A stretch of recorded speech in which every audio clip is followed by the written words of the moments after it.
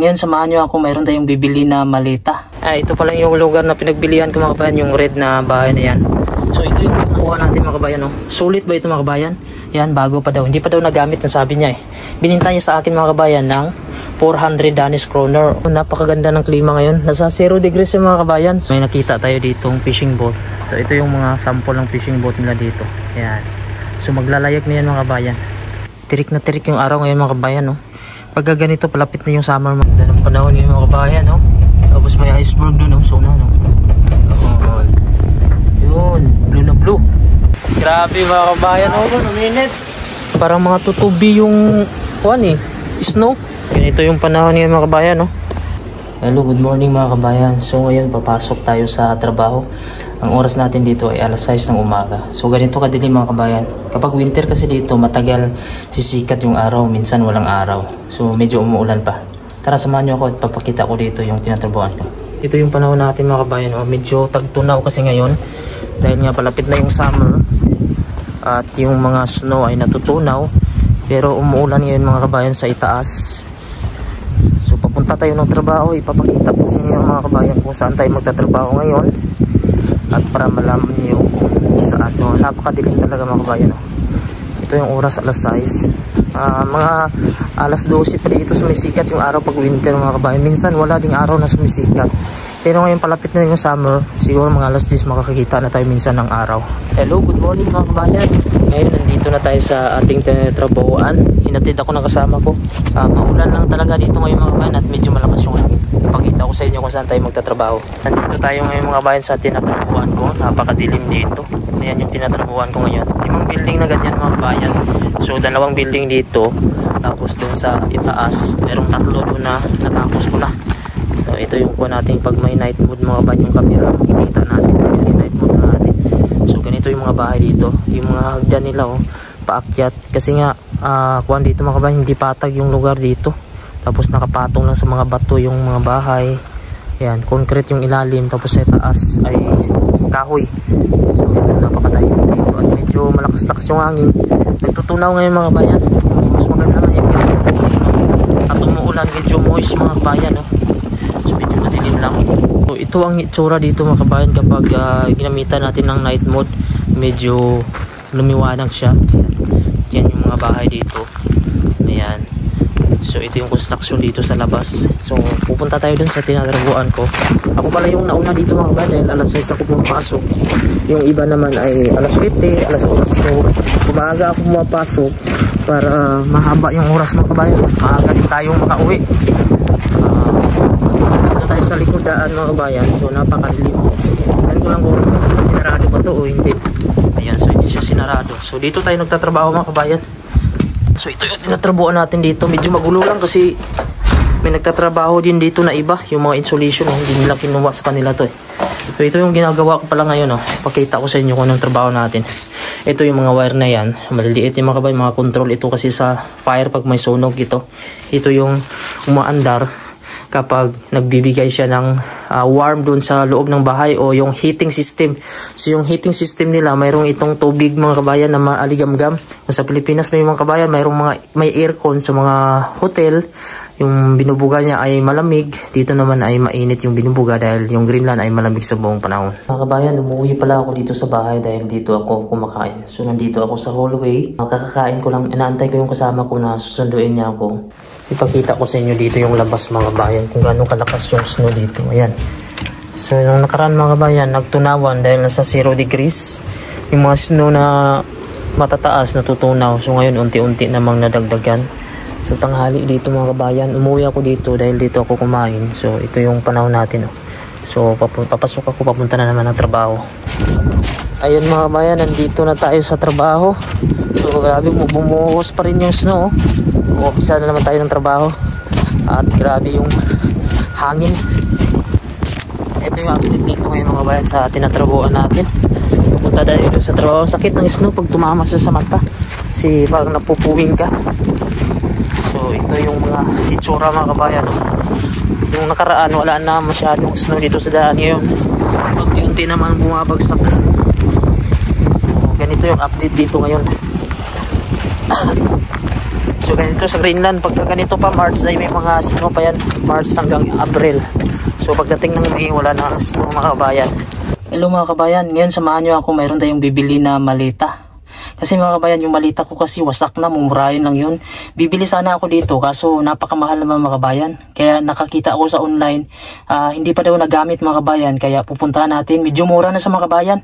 Tara samahan nyo ako, kung hindi ba ako lugi ng mga kabayan, papakita ko sa inyo yung brand ng malita mga kabayan. At saka yung mayroon siyang bag pang na isa. So dalawang bag yung bibili natin. So ipapakita ko sa inyo kung sulit ba yung pagbili natin. Tara samahan nyo ako. Sana hindi pa nabili yung mga kabayan kasi maraming nagbidding. Sana maunahan ko. Ito yung panahon natin ngayon mga kabayan, balitag tunaw ngayon. Dahil yung temperatura mga kabayan, pag bumagsak ng 0, magtutunaw yung mga ice at saka yung snow. Ay hello mga kabayan, dito na tayo. So nakuha ko na yung bag mga kabayan, papakita ko sa inyo ha. Ay ito pala yung lugar na pinagbilihan ko mga kabayan, yung red na bahay na yan.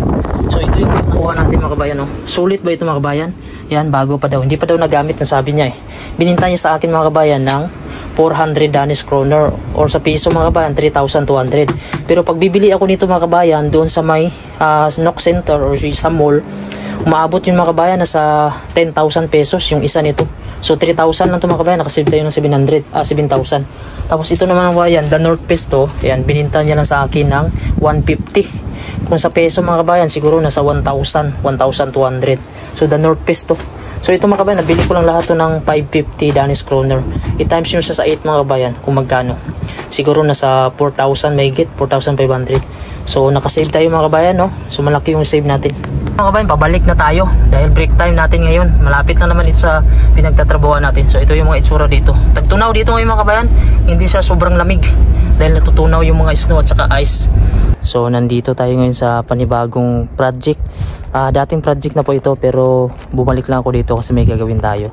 So ito po yung oras natin dito. So yung oras mga kabayan, alas 7 dito ng umaga. So ipapakita ko sa inyo dito yung mga bahay na ginagawa namin dito at yung tatrabahoin ko dito mga kabayan. Ito po yung lugar dito kung saan tayo magtatrabaho. So ganitong bahay mga kabayan, kahoy lang ito mga kabayan, pero sa loob nito ay balot na balot ng mga insulation nito. So 5 ganito na mga bahay. So 3 to dito mga kabayan, tapos mayroon pang 2 dito sa baba. Itong paligid natin, napakatahimik dito. Yung mga bahay dito, yung mga sinauna pa, mga bungalow type. Yan. Ito yung oras natin, alas 7. Madilim pa rin mga kabayan dahil winter pa nga dito. At yung snow dito medyo nagputik-putik mga kabayan, dahil umulan nung nakaraan, tapos warm yung panahon, nasa 0 degrees. Tapos ang nangyari, nagtubig. Tapos nung mag-minus na naman yung degrees ngayon, tumigas na naman itong yelo. Para siyang lubak-lubak mga kabayan pag naapakan mo siya. Yan, tumutunog siya kasi tumigas siya na mga yelo na bilog-bilog. Kaya napakadelikado din yan, madulas. So ito yung labas na tinatrabuhan ko dito mga kabayan. Bali, papasok tayo dito sa container tayo, kukuha tayo ng gamit. So ito po yung container namin. Ito yung mga gamit dito. Ayan, ginagamit namin sa mga cable tree yan. So nandito lahat yung mga tools, yung mga ilaw, mga outlet, yan, gamit sa electrical, mga wire. Ganito na yung itsura dito kapag maliwanag ng mga kabayan. So yung snow natin kukunti na lang dahil nagtunawan. Ayan. So makapal pa yun sa itaas. Ayan, ganito yung itsura kapag ganito na, malabas na yung araw kasi kalapit na yung summer. Tutunawan na yung snow. So ito yung project namin dito.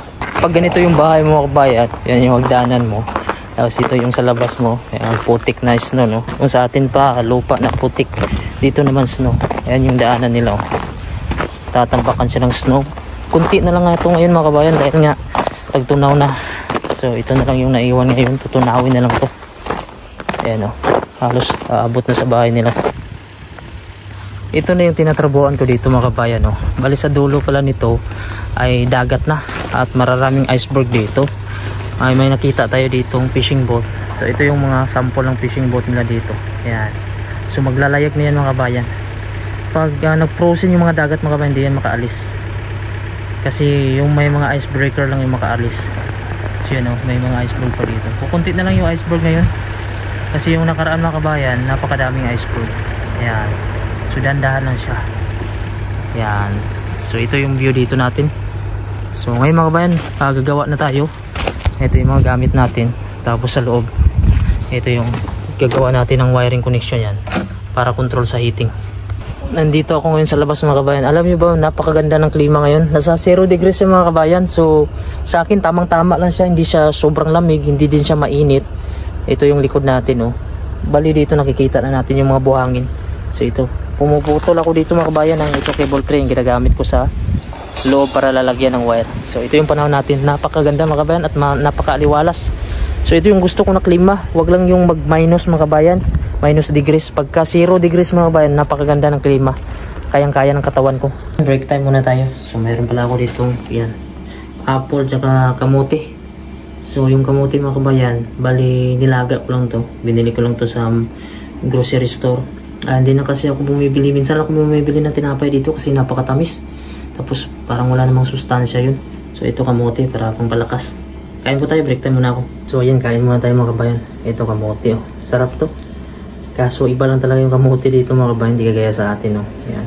Medyo lata na siya mga kabayan kasi pinakuluan ko siyang maayos. Pag hindi kasi pakuluan ng maayos yung sa gitna niya, hindi maluluto. Yan. O ayos na din. May pagkain. Ito nakasanayan ko kasi sa probinsya mga kabayan, kamote. Napakarami ito sa probinsya namin. Magtanim ka lang 3 months, 4 months, harvest na. Ganda ng panahon yung mga kabayan, no. Tapos may iceberg doon, no. So na, no.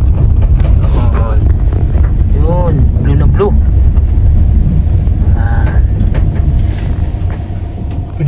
Grabe, tirik na tirik yung araw ngayon mga kabayan, no? Yan, lumabas yung haring araw. Pag ganito palapit na yung summer mga kabayan, asahan mo na palagi ditong may sikat ng araw. Kapag summer na talaga dito, araw ng June mga kabayan, July, wala nang gabi dito. Yung araw natin dito 24 hours, maliwanag dito yung buong paligid. So ito yung panahon natin, no? Napakaaliwalas, napakaganda. Malinaw yung langit. Ayan, oh, blue na blue yung langit. Ibig sabihin mga kabayan, sign niya na lalabas mamaya yung Northern Lights. Yan, nandito tayo sa, yan, tinatrabuhan ko mga kabayan, oh. Yung building na yan, yan ginagawa namin. Ayan, pauwi na tayo mga kabayan. Andyan na yung kasama ko, susunod tayo. Sabi, sobrang lakas ng snow yun, oh. Tapos lakas pa yung hangin. Pwede yung kasama ko mga kabayan, sinundo na ako. Sabi, namumuti yung buong paligid dito.